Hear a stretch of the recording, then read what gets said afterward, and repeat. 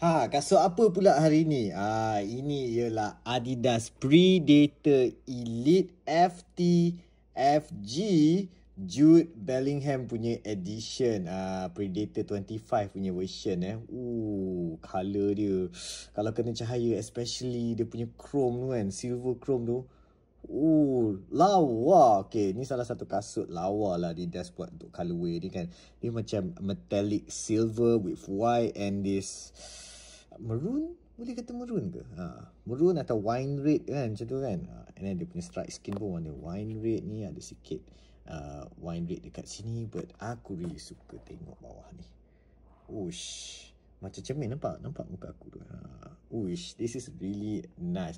Aku baru balik daripada Japan and aku berebut untuk beli kasut ni di app Adidas Malaysia. Aku buat pembelian di Jepun, tapi bukan beli di Jepun, membuat pembelian saja di Jepun, tetapi so ni hantar ke rumah aku di Malaysia lah. So bila aku balik daripada Japan, parcel tu dah ready dah. And bila aku buka, cantik kasut ni. Lawa, serius lawa. Okay, ni of course lah the elite grade. Aku rasa dia elite grade jugalah. Tapi ni elite top of the line lah. Mana tulisan Jude Bellingham tu? Tu lah signature dia, Jude Bellingham kat sini.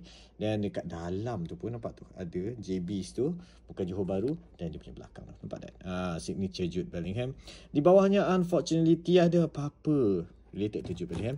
Dan ni bag dia warna macam maroon macam tu. Tapi tak ada tulis apa-apa lah. Tak ada tulis Jude Bellingham apa. And aku a bit disappointed dekat dia punya kotak tau. Aku ingatkan kotak dia limited collection. Tak, dia kotak biasa je. Dia kotak biasa je ni.